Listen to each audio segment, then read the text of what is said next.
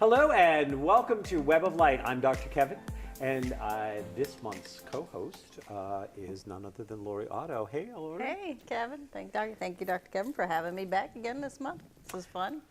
Yeah, for those of you who did not see it, Lori was on my show last year, Yes.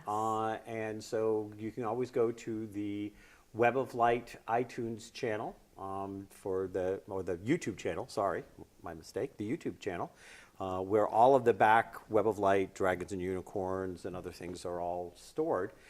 If you didn't catch it when it was on air, so we have. We have the Web of Light Expo coming up. You're going to be there. Yes, I'm going to be there doing readings. I'm excited. It's a big event. It's, there's something for everybody. That's what I like about it. Well, last year was our first year. Yep. And, I kept on saying for ages, almost 1,000 people came through, almost 1,000. And then finally, after talking to 2 or 3 people, because our actual count at the end of the day was 998. And they said, you really can say 1,000. It really, no one's really gonna get into your face, because I kept on saying, well, it wasn't quite 1,000. Well, what was it? It was 998. I think that they can probably live with 1,000. Just round it off. Make it easy. So I am doing some exciting things this year that I didn't do last year. We're gonna have some healer rooms.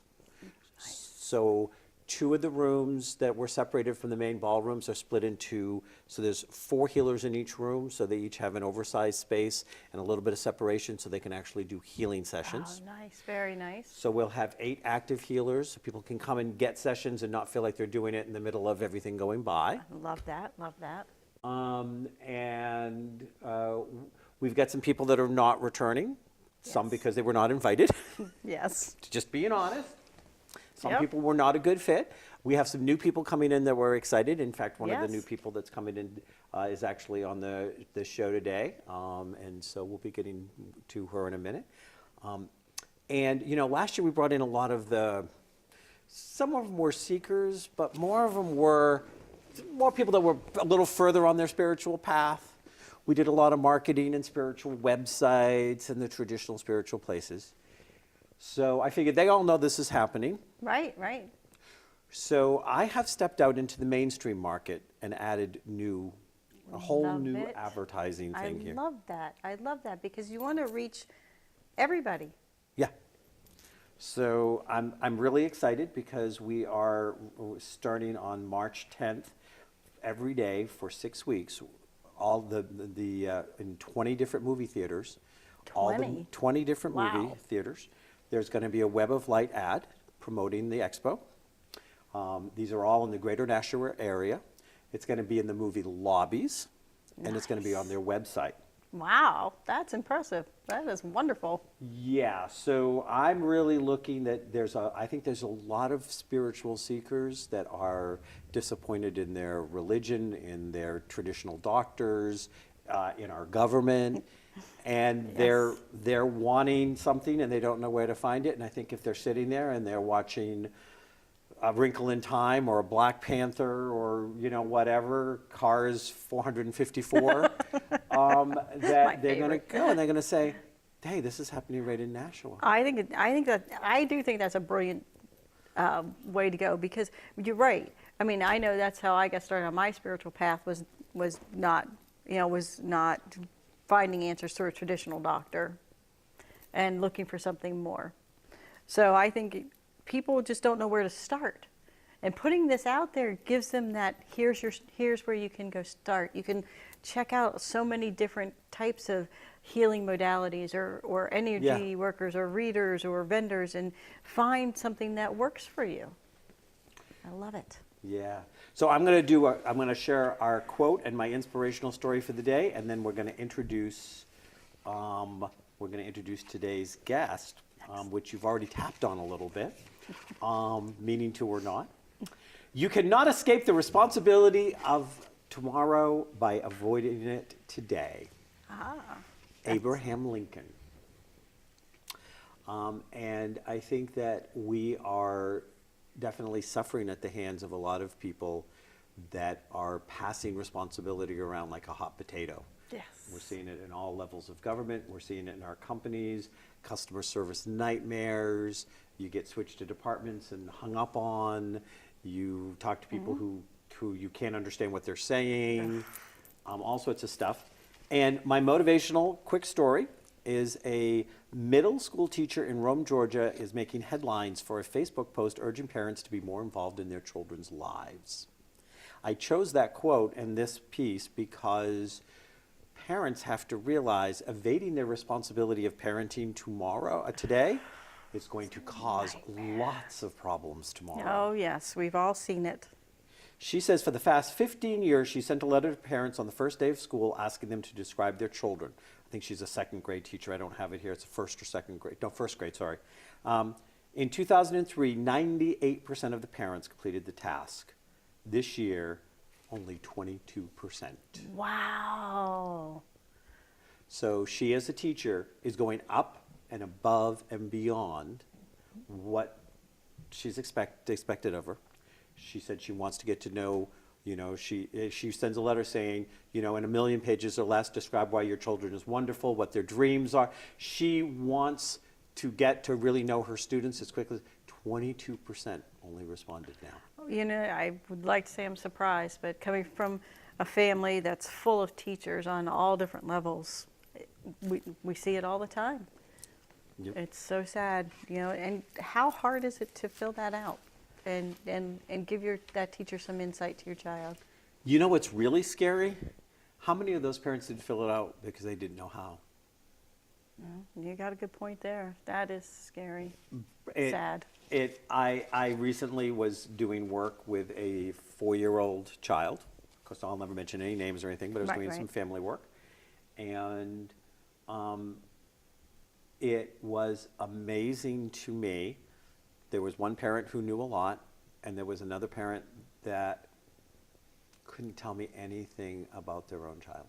I mean, like, you tell me little things, but I mean, like, when I tried to have the discussion, one of the parents said, really? Oh, I didn't know that. I didn't know that. And I'm thinking, as the other parent is talking about the problems that are going on, and I didn't know that. I'm like, do you pay attention at all? But every time that parent had a chance to brag to me about something they were doing, they'd change the conversation away from their child to brag about what they were doing. Ugh, I know people like that. So, speaking of people that are teachers and wonderful teachers, communicators, and as you said earlier, have some alternative healing going on. We have today something we were just trying to figure it out before air. We go back at least 20 years. It might be 21 or 22 years that I first met this woman and her husband, who we're going to be having on a later show, is Sue SIngleton. Nice. And Sue is an internationally recognized medical intuitive that has often been compared to Edgar Cayce. Very nice. And I've heard she's better, but that's just what I hear. Well, I think that if I had a choice in this moment and I needed to go to somebody, Sue has a definite advantage. She's alive. She's alive, right? There you go. That's a good thing right there. And I've spent time at Association for Research and Enlightenment, and and I have my own Edgar Cayce stories, which we won't go into today, but definitely very familiar with it. Yeah. She has performed over 8,500 readings. Wow. Of course, a little bit 8,500, 499 were poetry readings, but no. In addition to healing work, her keen insights into the root causes of illness, disease, or dysfunction continue to astound those who have experienced her medical intuitive readings and her EOL healing sessions. Sue is going to be at the Web of Light Expo. Excellent. And I have pulled it out because I don't commit anything to memory anymore.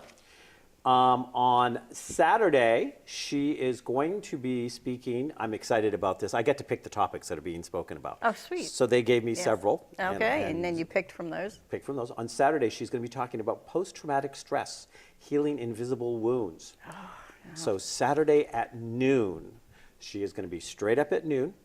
And there are so many people out there that are now getting identified with posts. I have several friends, people I really care about. I'm going to try to see if I can get them in to hear her talk. I will guarantee it will be well worthwhile.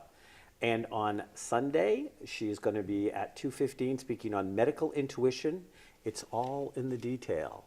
Ooh, So very nice. two very exciting topics by somebody who has earned the right to talk about them. Because you know Yes. there's a lot of people out in the spiritual community that are talking about stuff Oh, yes, I do. that are only giving us a bad name. Isn't that the truth? Sue, welcome. Hey, Hi. Sue. Hi. How are you? Gee, thanks for that great intro. I'm so happy to be here.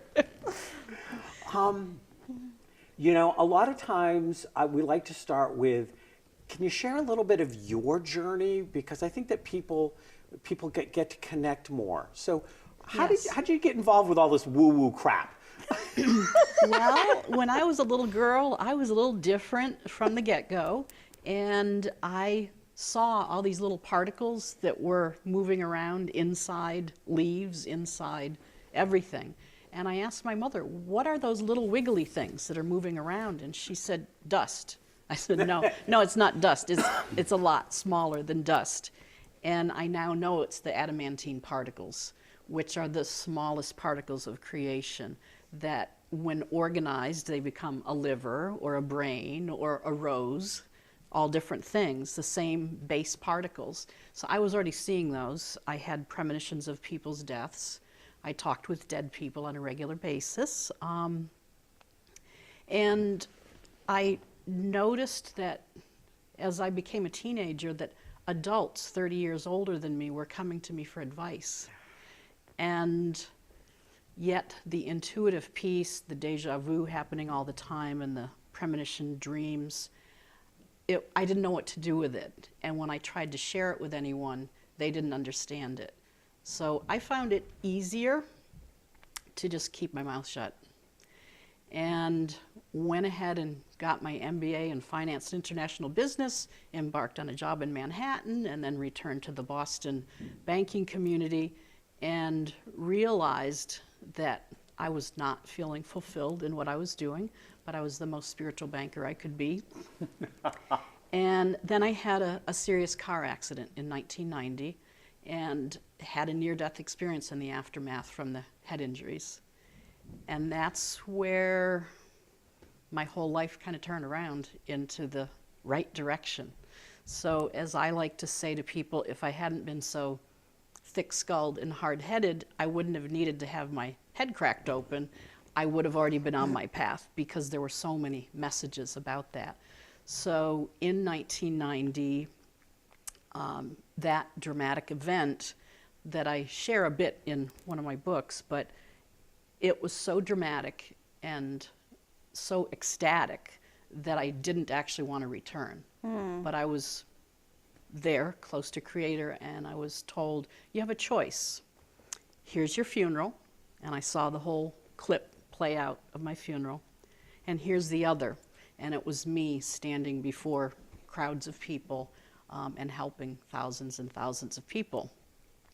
So I'd like to say that I immediately wanted to come back, but it was pretty ecstatic being there with Creator, and it was really me seeing my family and friends at my funeral and how devastated they were, because I would have been pretty darn young at that point.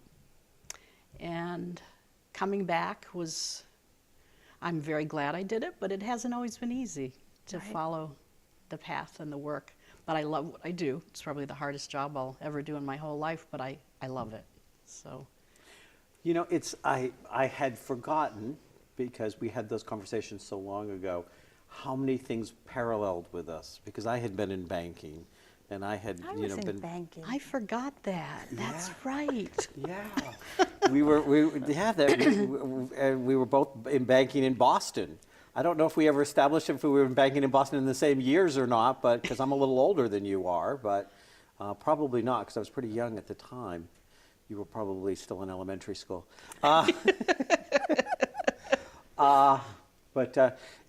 it's interesting. One of the things doing that journey was, at what point did you look back and figure out why that was also a necessary part of your journey? Because I know that over and over again, myself included, the story usually sooner or later goes, oh, that's why I had to do banking, or that's why I had to do the master's in finance.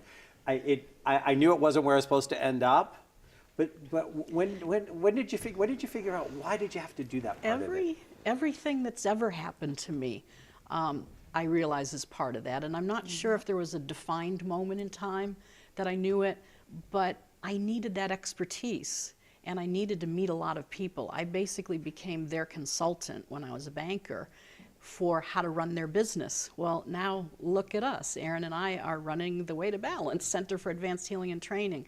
And you can't really run a business if you don't have a certain set of business tools, perhaps. And interestingly enough, when I did my MBA, I had the option of doing the entrepreneurship program, and I said, I would never have the courage to own my own business. I'll just be an employee for the rest of my life. So I picked the other specialty instead, which I have to laugh because it all plays out together. And so, and I love culture and I love languages, so I started out with French and Spanish degrees before I went on to get the business background. But to understand people of all walks of life is one of my passions. And I feel that helps me serve better as a medical intuitive, a healer, a teacher, a coach, a writer, that I can understand a bit where people are coming from because I've had so many experiences with so many different types of people. Yeah, it's interesting because as soon as you started talking, all the lights started going off in my head. That the first time we met, we had all of these like parallel conversations going on, and then time goes on, and stuff's been crazy, and we both have our own businesses, and that it just all came flooding back to me. The first time we met, we were like, yes, and I might have still been part-time banking at that point. I'm not sure. How long has the Way to Balance been in business? 1993. Okay. And Erin and I got married in 96, so that's when we relocated it from Virginia to here. So he started it first, and then as we teamed up and got married, it became a Massachusetts company. I don't think you guys had been married that long when I actually first met you. I think I met you in 97, 98. Probably, You yeah. were- So you we were got just- married in 96, Yeah. just a few short months after we met. It just was destiny. Yeah. You know, when you meet your twin. Oh, I know that. When you meet your twin, it's like, okay, what are we waiting for? So I did stay in the banking realm for a little bit. It helped us get our feet established, so to speak, for the center. And then little by little, I was first told, Crater said it's time to go part-time at the bank because I was working a lot of hours. So then I announced to the bank that I needed to go part-time, and they said, well, that's a relief. We thought you were going to quit on us. And I'm like, well, give me time. I will be, but here we are. Yeah, you were still working part-time. I remember having those conversations. How funny. And then it didn't take very long before the waiting list for me was so long that Erin said, we can't have the waiting list this long. You've got to just go ahead and leave. So I did go in and I quit the bank. Yeah, yeah. Well, and it's interesting because I know one of the connections that you and Erin and I had was we were all business people at one point that had either business degrees or a business approach. And, I am pretty sure you and I had conversations about being frustrated about how many non-business people were in the spiritual community and they're doing it and themselves a disservice. Yes. And cheating the people who could be served by them if they would not think they were too good to be business owners. Lori gives us the eye roll. No, because I know exactly what you're talking about. And it's frustrating to me to talk to some of these people, and try to, guide them into... Now, you have a program that because you bring students in and you teach Yes. a number of different things. Quite a few, a very big array of A number of topics. different things, It's like very many. Now, do you, I don't know the answer to this, do you teach business as one of the curriculums to your students, like how to go establish themselves when they've got the talents down? or Not per se, not per se. One of our biggest programs is the intuitive development training program that we call the ideal process for creating a life you love, but it's really intuitive development. And in there, we teach the students how to be grounded and centered and very clear about their goals and objectives and ideals for life as well as for a business. So in that sense, indirectly, yes, I would say we do. Okay. We don't usually lay out how to set up your logo and things of that nature. We easily could, but we have so darn many topics that we don't get to very frequently because we have so many. We feel it's very important for people to be very grounded and centered. So tuned in and yet grounded and centered, that makes a huge difference. And I think the fact that I've been a public speaker for so many years, it's a natural thing for me to love to share, to educate. So I love teaching, I love writing, I love healing, I love doing the readings and helping people get to the root cause, basically, of why they're suffering. Well, I'm going to put you on the spot for a second. Uh-oh. Well, after the Web of Light Expo, which you're going to be at, this will be your first year there, and I'm really excited about having you. Thanks. I know We're it, happy I know too. it didn't work out the first year because I approached you, but we had a schedule conflict. you get a Yeah. schedule conflict. So I was Yeah. very excited about getting them because I always love class acts, and they're definitely a class Nice. act. Oh, thank you.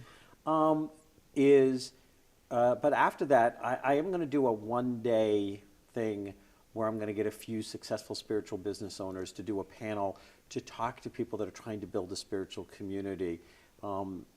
You know, I'll be honest with you, it's not going to be, it's going to be more a giveaway to the spiritual community.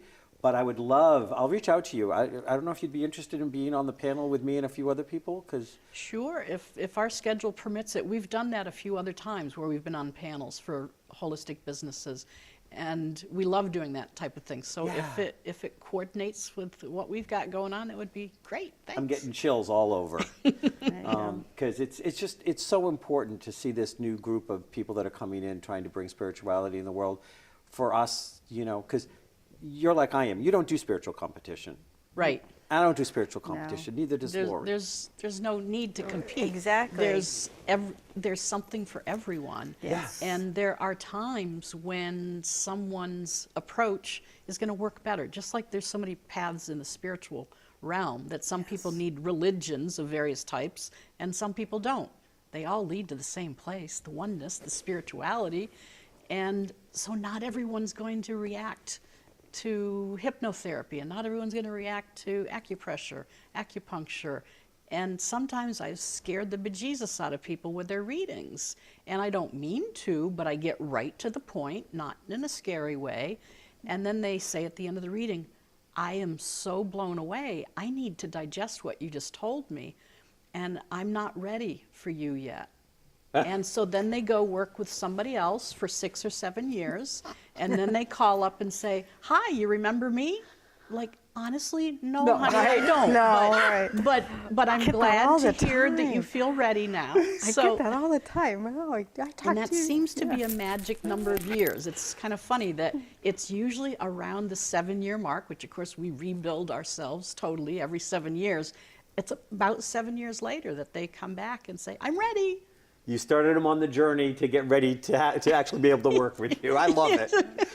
And you were saying you have had the same. I have, and it blows my mind. I'm like, no, I don't remember you. And but hey, let's do this. You know? Right. And it doesn't need to be scary. And I No. certainly, maybe over the years, I've learned to be a little gentler in how I say things. But I always tell the truth, and I never do anything to hurt anyone. I think it's just when this stranger is telling you, when you were 3, this happened, and Yep. that you have someone that you've never met telling you things that you never shared with anyone, it can be a little off-putting. And so I can understand where they would find that a little scary. It used to be men didn't want to be at cocktail parties with me because they thought I was going to be x-raying them from head to toe. And it's And just, find out they were lying about the size of the fish they caught. Exactly. Yes. You get it. But I've had people have that same thing. They're, you know, and I'm like, I don't read people without their permission. So, Exactly. you know, I'm not on all the time because I like my time too. Exactly. So That it's an I think that- integrity thing that without Yes. permission, but also, yes, it's exhausting if you're getting everyone's input at the same time. Right. I had to learn how to shut it down to Right. just go to the supermarket or go to a cocktail party or something. So you know what I mean. Oh, that I absolutely. it's- Yeah. I talk about that, the men in the white coats would have caught me if I didn't learn how to shut it down. Yeah. Yes. You have to. And it's interesting because it's scary. Oftentimes, when you're hitting somebody who's the real deal, and everybody on the stage is the real deal. I personally know that. Is that we get the word scary. When they go to somebody for a reading and it's light and it's fluffy and it's giggly and I mean, yeah, I give people joyful stuff. There are times I'm sure Yes. you give people, Yes. but we don't do them any favors. I always tell everybody, never go get a reading from anyone who says, I'll only tell you positive things. You're Right. wasting your time No, and energy. I agree.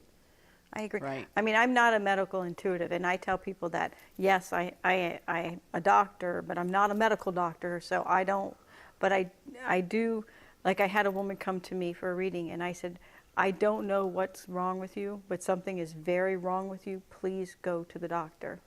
Yes. And she came and saw me 2 months later, and she said, I was going to blow you off. She said, but I went to the doctor, and I had to have emergency surgery. I had a 98% blockage in my aorta.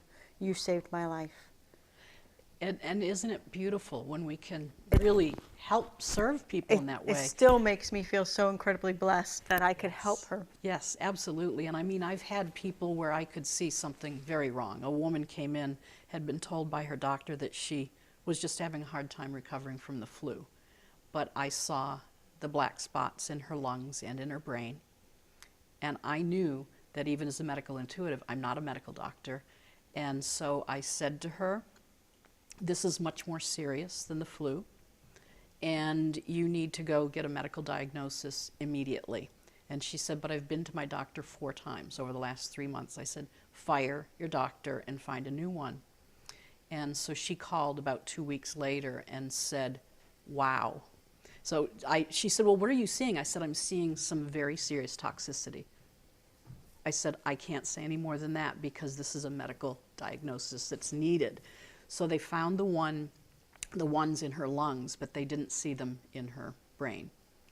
And so she said, she was already in her 80s. She said, I really appreciate what you've done for me, but I don't want you to help me, and I don't want the doctors to help me. I just want to be kept comfortable. And her daughter then called and tried to say, can't you make my mother do this? No, you can't, as you know, you can't make anyone do anything. And I said, I think you need to respect that your mother has these wishes. She's in her 80s. She doesn't want to be full of chemo. She doesn't want me to be pushing her buttons on whatever she needs to do. It would be a heavy nutritional change for her because she didn't have a good diet. She didn't have a healthy lifestyle. And she actually survived about 3.5, 4 years with absolutely no treatment of any type. Oh, that's wonderful. And it was already metastasized when I met her. So isn't it interesting that with absolutely no treatment, holistic or medical, she survived that long? She left when she was ready. Yeah. Yeah. She played by her people own do. rules, and I have a lot of Yeah. respect for that. People leave too. when they're ready. Me too. Do you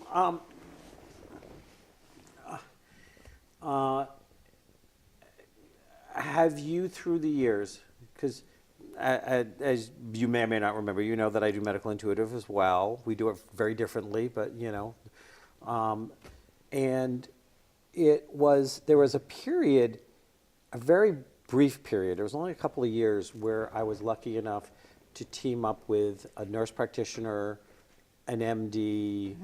Well, actually, it was a DO, which makes more sense. A DO, a nurse practitioner, and 2 or 3 others, and was able to do some round tabling from a medical intuitive perspective. Oh, very cool. Nice. And one of the things we really push on this program over and over again is MD can either be managing director, which is what you want, who will invite everybody to the table and listen to all input, Yes. or you can have a minor deity. And if you have a minor deity, you want to fire them, Yes. Right. to your case, Yes. and find a managing director, MD, to the table.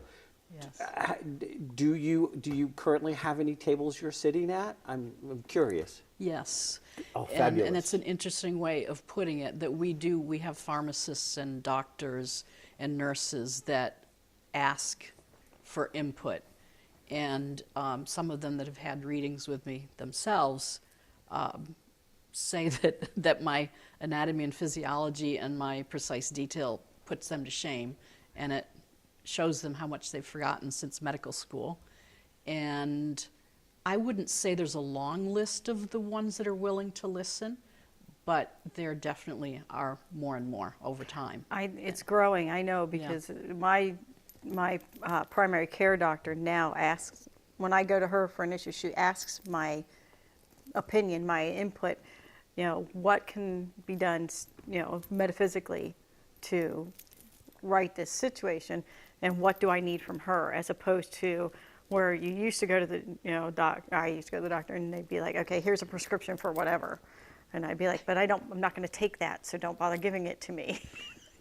I came here just Exactly. for a diagnosis. That's all I need from you. I'll take it from there. Aaron and I lost count of how many medical doctors we fired because, it's a good idea to have a primary care doctor. Absolutely. In case, break a bone or something. It's Right. good to have someone on the list that you can call. And it was amazing because we finally found one that when we came in the door, he said to me, "How may I serve you today?" And he said, "Tell me a little bit about who you are and what you do for a living." Now, I didn't give him the full story. I didn't dare do that. I just said, well, I'm a holistic healthcare practitioner and I'm a nutritional consultant. That I felt was safe with this doctor. And he said, "That's great." He said, "I love alternative and holistic things." He said, "But I have to say, I'm not an expert on them." So he said, "I'll count on you and your expertise, and then you'll know when you need me." I loved that. Right? Then I said, "Well, then you'll be happy to know that I brought you in my last 2 thermographies that I do in lieu of mammograms." He said, "What's thermography?" I said, "Well, I actually brought you an article on it as well, but here it is in a nutshell." Explained it to him, and he said, "I didn't even know such a thing existed." A lot of them He said, "I don't. can't wait to read the whole article to understand it better." He's just one of those amazing rarities. So he's not pretending to know what he doesn't know, but so respectful. And when he said, "Would you like a tetanus shot?"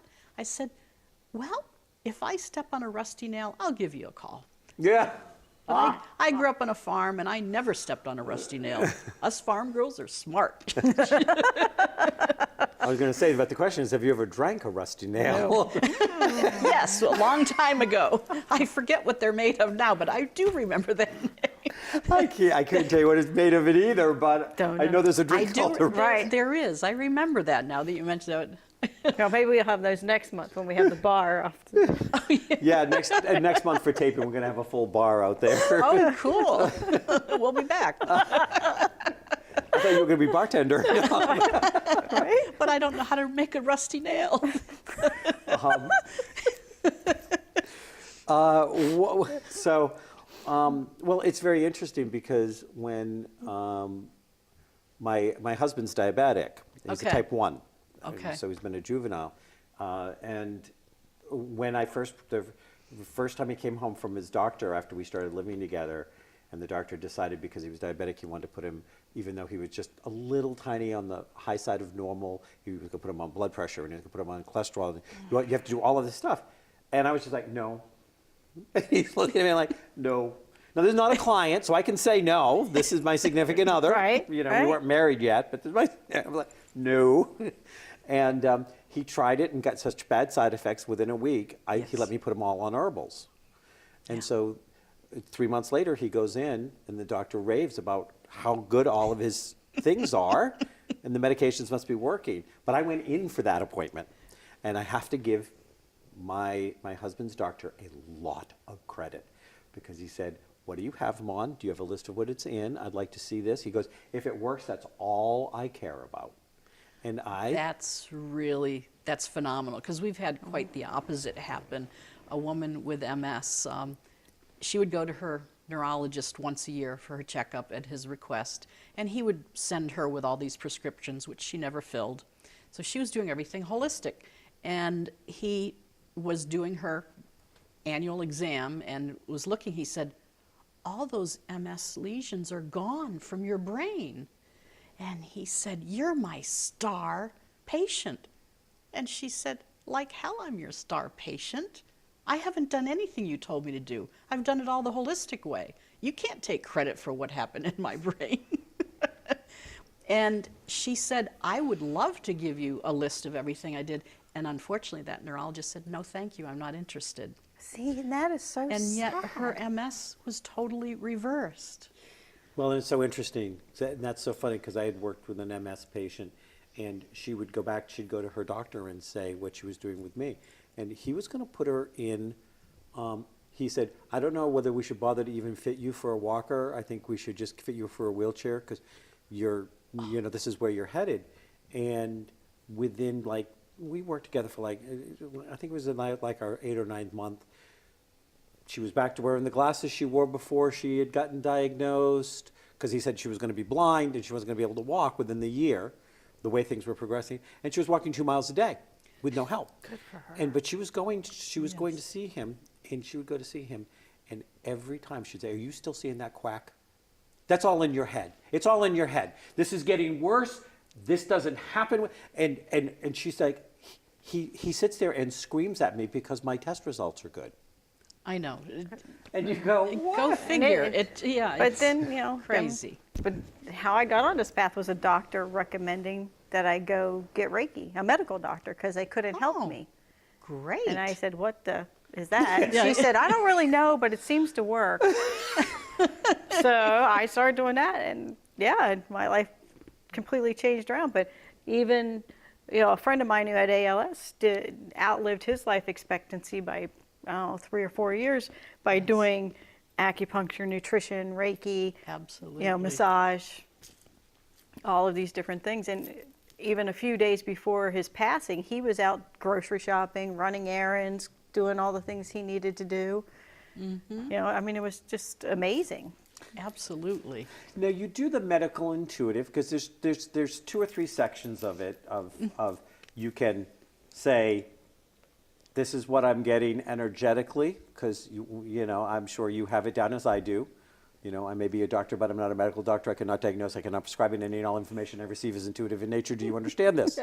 And then they have to sign it in 10 places, and you have to have 5 witnesses. You made me give blood. You made me do blood when I signed that. Come on. Wait, am I the only one? Wait, what's going on there? You were just that special. Okay, so I have to ask this question.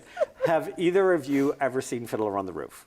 Yes. Either the play, okay. Yes. So this is what I always say is that when I say that, I call it my prayer to the AMA, and I take it out of Fiddler on the Roof at that scene where he goes, it's a prayer to the Tsar. May God bless and keep the Tsar far away from us. That's my prayer to the AMA. Yes, that's a good one. I like that.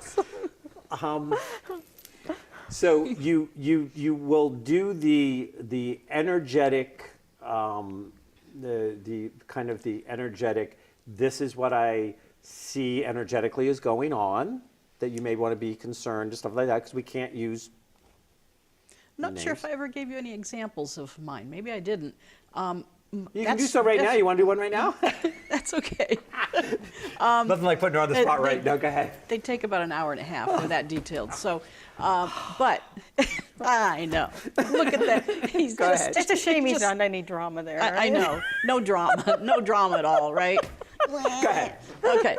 So that's just the overview of where I start. Yeah. I look at the patterns, and then I go root cause number 1, root cause number 2, and then this caused an metabolic disturbance. That means you're in a 17-hour cycle instead of a 12-hour cycle, and that's affecting this gland, this organ, this part of your brain. Boom, boom, boom, boom. So it starts out with an overview, an energetic overview, but then it goes into so many details that's what sometimes gets people worried. So I say at the beginning, remember, this is like a punch list or a fix-it list. Because I'm outlining what those root causes are, that makes it easier. You're not chasing after symptoms anymore. You are really knowing what's causal. And sometimes people are very surprised what some of those causes are and how young some of them started, that they might not have gotten sick till they were 47, or so they perceived, but the roots of it actually started when they were 12.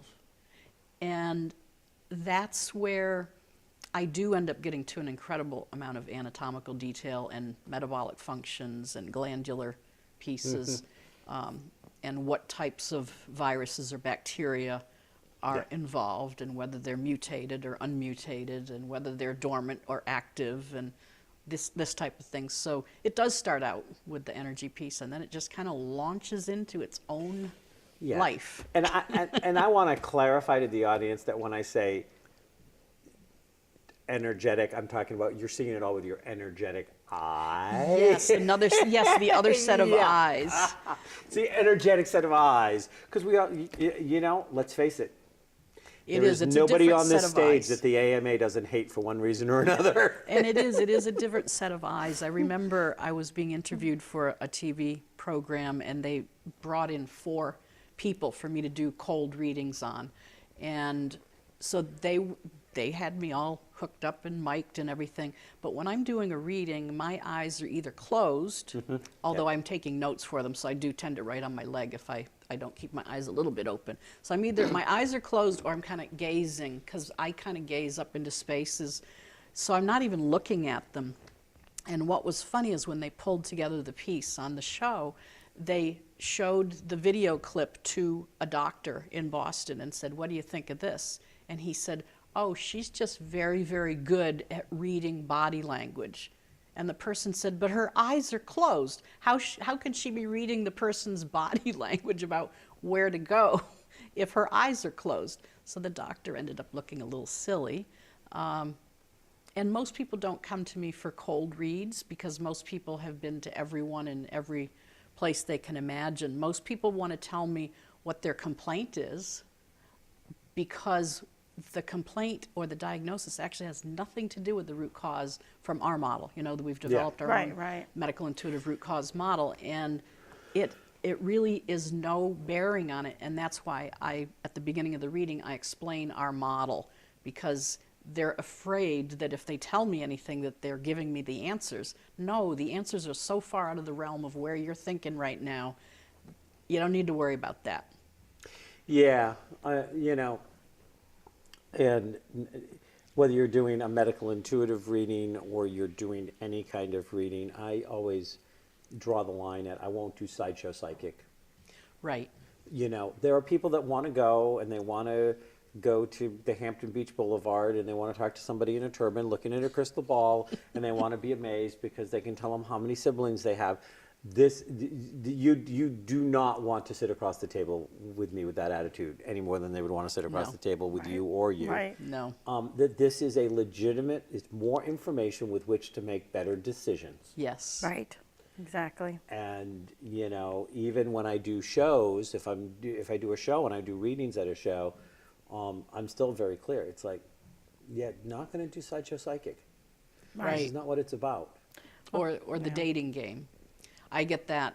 One of the clients that has some health issues I've been working with her on wanted to ask me all these potential dating questions. Well, what about this guy? What about that guy?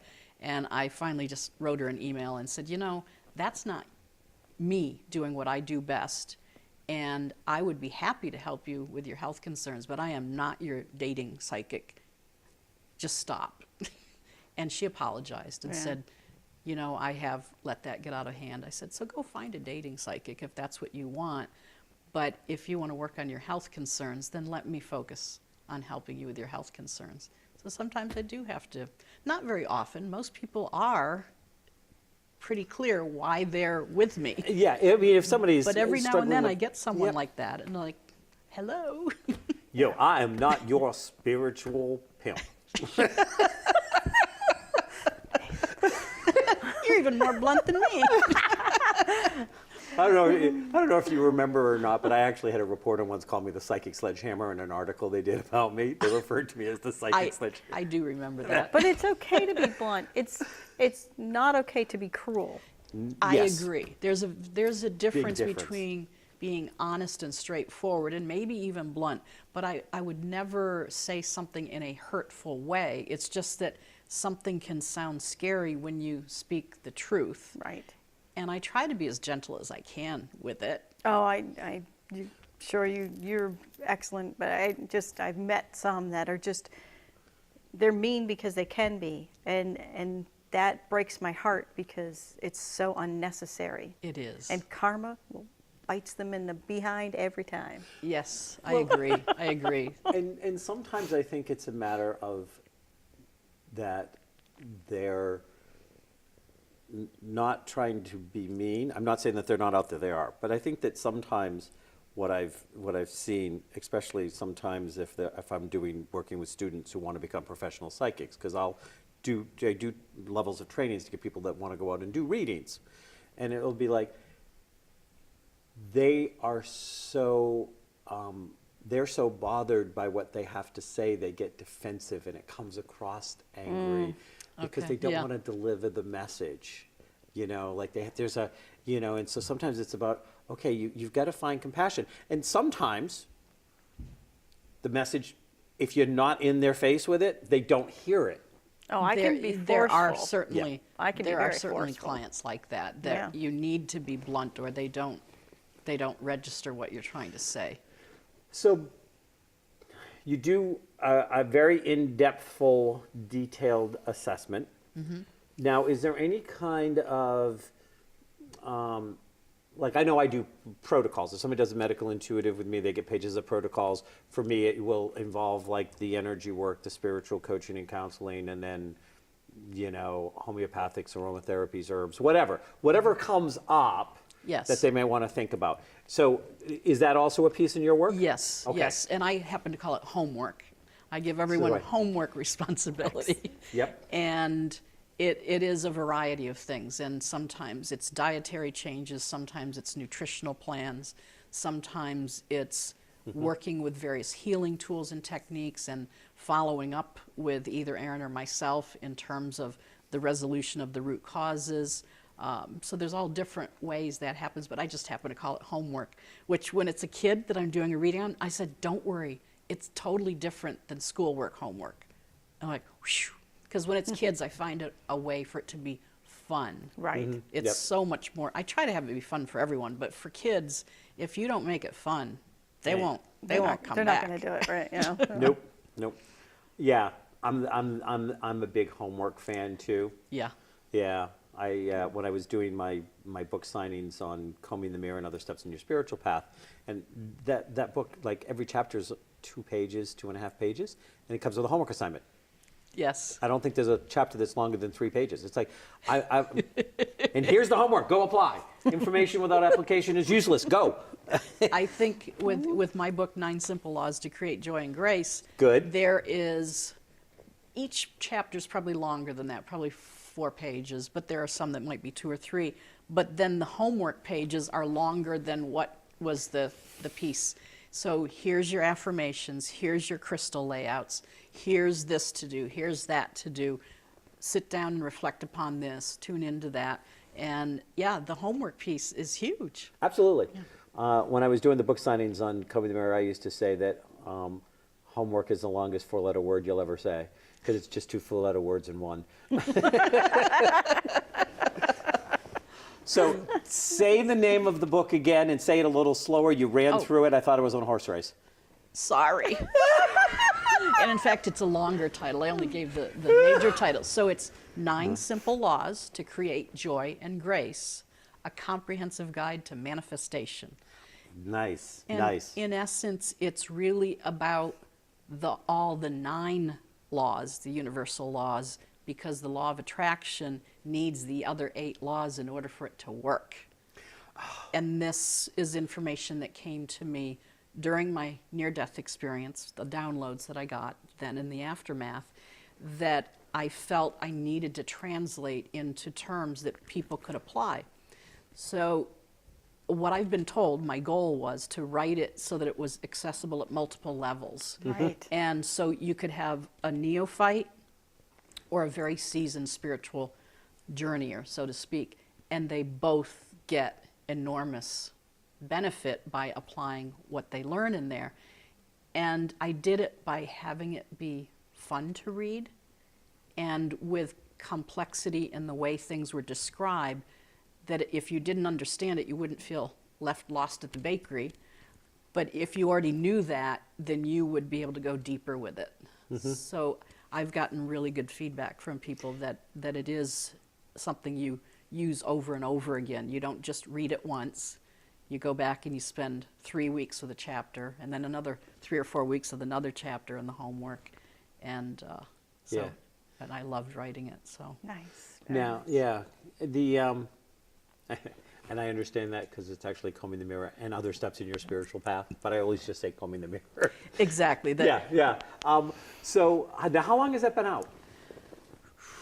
About four or 5 years now. Because the last time you and I were doing any kind of hanging out, we haven't hung out for a long time. It's been a while. We've waved passing ships in the night, and I've been all over the country and back again 4 times. I know, you've moved quite a few times. We've you only know. moved a couple times. So, Yeah. And we've stayed in the general area. Yeah. No, I've been everywhere and back again. Though I'm staying this time. Okay, good. As I have so been told. I knew I liked him. But so you didn't have that book out the last time you and I sat down for any kind of meaningful chat. Probably not, yeah. So I think it's great. I love that concept and idea. Do you get as frustrated? And I'm going to ask you the same question because I've never asked you this question. Do you get as frustrated as I do when people dumb down spiritual principles to the point that they become useless, but marketable? Yes.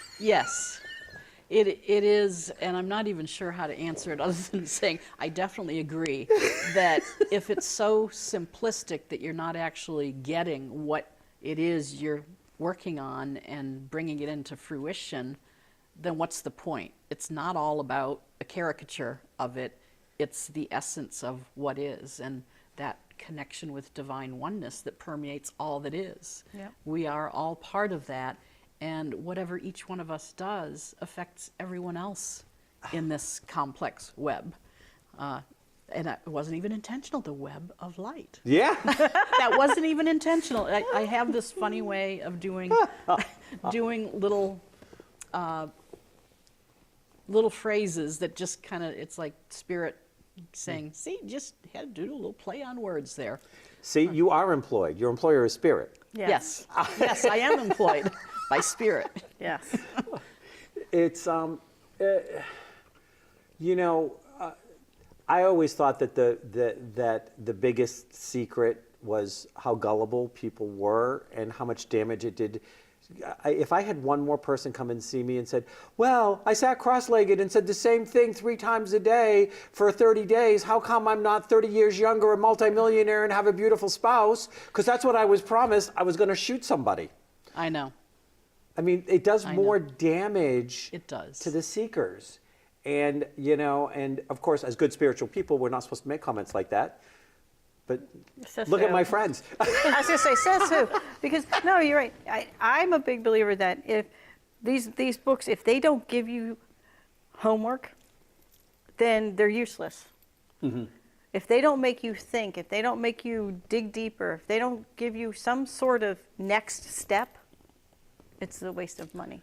I agree. I mean, it has to be done in a way that you're making change and responsibility. So our primary mission is to empower people to help themselves. Yes. And you can't just sit there and say, do me, fix me. As soon as someone says that to me, it's like, let me give you 3 more pages of homework to do. Because Right? you're asking me the wrong question. Yes, I'm not giving you the answers. I will show you how to get them for yourself. But Exactly. I'm not giving them to you. Exactly. So we are actually, believe it or not, we're moving into wrap down. Did this hour go fast or It what? went very really fast. I think so, yeah. So quickly, 20 seconds or less, what can people expect to come if they see you at the Web of Light Expo? Why are they going to come and say hello to you? Well, I love to meet the public. I'm so busy at our center that I'm behind closed doors all the time, either on the phone or Skype or with a person. So to actually be able to interact a bit with me, get to know me, what I'm all about, what makes me tick. We will also have a lot of experiential healing toys to I get like to that, know. healing toys. Healing toys. And I love to educate people. So with Yeah. the talks that I'm doing, I think people can learn a lot and enjoy. And I like to have healing and learning be fun. Yeah. This is Sue SIngleton. She is with The Way to Balance out of Amesbury, Mass. She will be speaking on post-traumatic stress, healing invisible wounds. Come on, spit it out. Post-traumatic stress, healing invisible wounds. Noon Saturday at the Web of Light Expo, Earth Day weekend at the Courtyard Marriott, April 21st, 22nd. And on Sunday at 2:15, she'll be speaking on medical intuition. It's all in the detail. Sue, I would love to have you, come back at some point and talk more about your book. Would love to. Talk about the book and share some of the things. I think that would be helpful Okay. to our audience. So can we get you back here sometime? Absolutely, I'd love that. Thank you so much for coming. Thank you.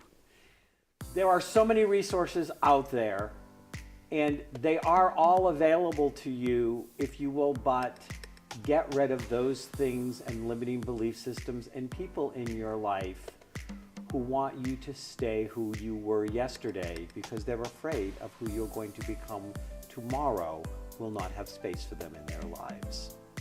Namaste.